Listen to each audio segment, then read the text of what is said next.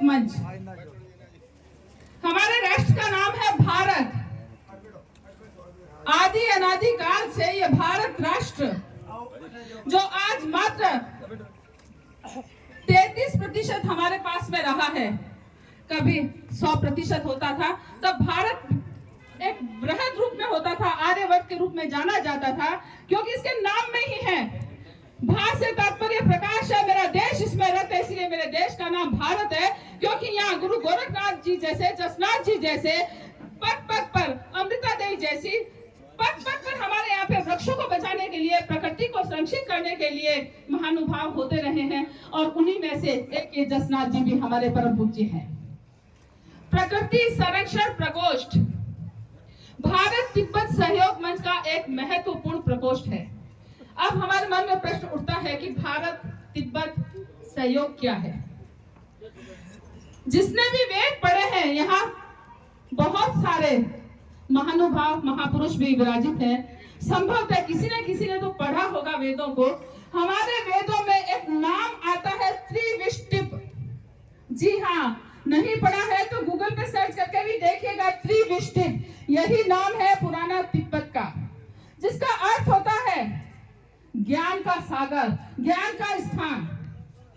और महात्मा बुद्ध जो हमारे विष्णु के अवतार भी माने जाते हैं, मानते हैं ना? हाँ तो करो, है ना? मेरी बात, मैं कोई आपसे भाषण देने नहीं आई हूँ, आपसे संवाद करने आई हूँ, क्योंकि मेरे राष्ट्र भारत की अंतर्राष्ट्रीय सीमा का मसला है। कहाँ हम रेगिस्तान में रहने वाले हैं, कहाँ वो तिब्बत। आप मन में ये भी विचार आता होगा कि वो तो एक दूसरा राष्ट्र है, हम उसके लिए लड़ाई क्यों लड़े, हम उसकी बात यहाँ पर क्यों करें, लेकिन हम करते हैं क्योंकि वो हमारा छोटा भाई है। तिब्बत हमारे ही भारत का एक अंग है, था और रहेगा। वो ज्ञान का सागर है, वहाँ पे हमारे ही संस्कृति को संपुष्ट करने वाले निवासी जन रहते हैं।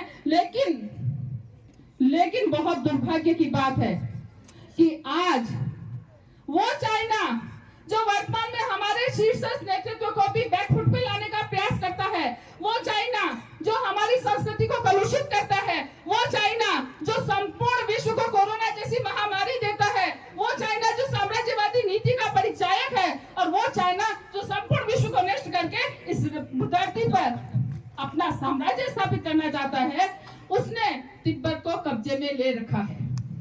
क्या ऐसे चाइना को हमें सहयोग करना चाहिए या तिब्बत को करना चाहिए? तिब्बत को करना चाहिए। समझ में आया ना?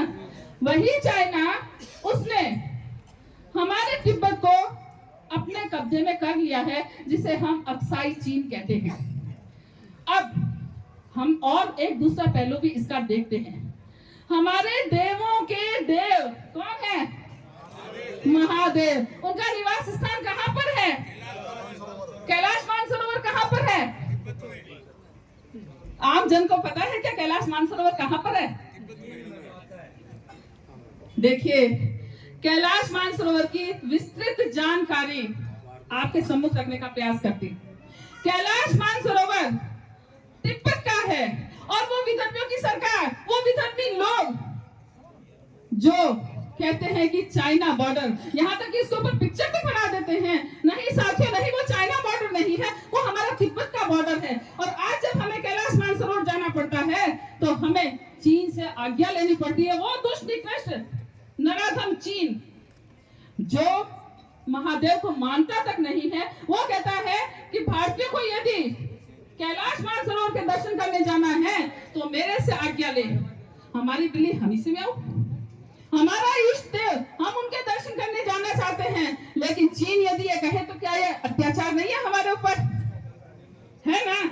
इसलिए हमको तिब्बत को चीन से आजाद कराना चाहिए। हमारा धर्म, हमारी नैतिकता यही कहती है ना कि कमजोर के साथ में हमेशा खड़े होना चाहिए। जिसके साथ में कोई नहीं होता है उसी के साथ तो हम खड़े होते हैं, तभी तो ये धरा जीवंत रहती है, तभी तो पुंडापी वैभव के शिखर पर मेरा भारत राष्ट्र होता है, तभी तो इस राष्ट्र को शक्ति का लोहा आज संपूर्ण विश्व मानता है। इसलिए कैलाश मानसरोवर को यदि मुक्त कराना है चीन से, तो हमें किसका सहयोग करना होगा? तिब्बत का। और इस तिब्बत की उस एरिया में, उस क्षेत्र में जहां हिमालय है, हिमालय हिम से आच्छादित बर्फ का एरिया, बर्फ का क्षेत्र, उसकी एक बहुत लंबी सीमा जो है वो तिब्बत से लगती है। और हम प्रत्येक वर्ष, आपको एक बात और याद दिला दूं, 1962 का युद्ध, यहाँ पे जो मेरे बड़े भ्राताजन बैठे हैं उनको संभवतः याद होगा 1962 का युद्ध। चीन ने हमारे ऊपर आक्रमण किया था और तब विधर्मियों की सरकार थी, हमारी सरकार राष्ट्रवादी सरकारें नहीं होती थी। ये राजनीतिक मंच नहीं है, लेकिन फिर भी मैं सामाजिक दृष्टिकोण से, सांस्कृतिक दृष्टिकोण से आपको बताना चाहती हूँ कि उस समय 20 अक्टूबर 1962 को मेरे भारत राष्ट्र पर जब चीन ने आक्रमण किया था और हमारे सैनिकों के पास में फटे जूते थे, हमारे सैनिकों के पास में बुलेट प्रूफ जैकेटें नहीं होती थी, हमारे सैनिकों को भोजन पानी नहीं मिलता था। उस समय जसवंत सिंह नाम का एक व्यक्ति वही बचा था, बाकी सारी हमारी भारत की जो सेना थी वो वीर गति को प्राप्त कर गई थी। और उस समय नेहरू जी को कहा गया था, वॉकी टॉकी होते थे, आज के जमाने की तरह टेक्नोलॉजी नहीं थी कि असला भेजा जाए, साधन भेजा जाए, but Nehru was saying that I am busy in a meeting, but actually he was busy with his girlfriend Maryam.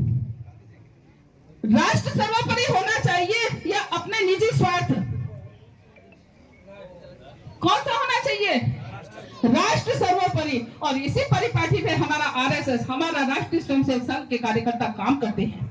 हम नाम के पीछे काम नहीं करते साथियों। ये राष्ट्र, ये मिट्टी, ये पवित्र राजकण हमारे लिए सर्वोपरि है। जब तो विवेकानंद जब विदेश से आते हैं तो एयरपोर्ट पर उतरते ही इस मिट्टी से लोटपोट होते हैं। लोग सोचते हैं कि पागल क्यों हो गए? नहीं, हम इस मिट्टी में लोटपोट करके उस गंदगी को साफ करने का प्रयास करते हैं जो विदेशी विकिरणों से हमारे शरीर पे चिपक जाती है। नमन है इस मिट्टी को। जब ये स्थितियां थी तो उस जसवंत सिंह जी ने वो जो एक पहाड़ी है जो तवांग से ऊपर बोमदिला से ऊपर बुमला, जहां पे -40 डिग्री टेम्परेचर पे आज भी हमारे साथीगण, आज भी हमारे सैनिक इस राष्ट्र की सुरक्षा के लिए लगे रहते हैं, उसने सभी वीर गति प्राप्त सैनिकों की बंदूकें ली और उस पहाड़ी के चारों तरफ चोंच लगा करके खड़ा कर दिया और भाग करके उस पहाड़ी के चारों तरफ उन्होंने फायरिंग की। उससे चीन की सेना को लगा कि यहाँ पूरी बटालियन है। और उस समय सेला और नूरा दो बहनें थी जिन्होंने जसवंत सिंह को भोजन पानी की व्यवस्था करी उस पहाड़ों में। जहां पहाड़ों में 2 कदम चलना मुश्किल होता है, आप मैदानी इलाकों में 5 किलोमीटर चलते हो तो पहाड़ी इलाकों में आप 1 किलोमीटर के बराबर चल पाते हो। और इतनी ठंडी उसमें वो भोजन बना के लेके जाती, लेकिन उन्हीं सेला और नूरा के सबसे पहले पिताजी को मौत के घाट उतार दिया उस दुष्ट चीन ने। क्या बीती होगी उन दोनों बहनों पर? और जो विधर्मी थे वो वहां भी हैं। हर युग में दानव होते हैं। एक मनुष्य ही तो होता है जो अपने कर्मों से दानव बनता है, अपने कर्मों से देवता बनते हैं, जैसे हमारे जसनाथ जी बन गए। तो उसी तरह से उन सेला और नूरा ने ये सोचा कि क्यों न हम दानवता को छोड़ें, क्यों न हम इस गांव को दानवता से मुक्त करें और इस राष्ट्र को बचाने के लिए काम करें। तो सेला और नूरा ने जारी रखा जसवंत सिंह जी को भोजन पानी पहुंचाना, लेकिन विधर्मियों को यह भी रास नहीं आया और उस चीन की दुष्ट सेना ने सेला को भी उठाने का प्रयास किया और उसको उठा के ले गए। आज तक पता नहीं है कि वो सेला कहां पर है। नाम से सेला टनल है।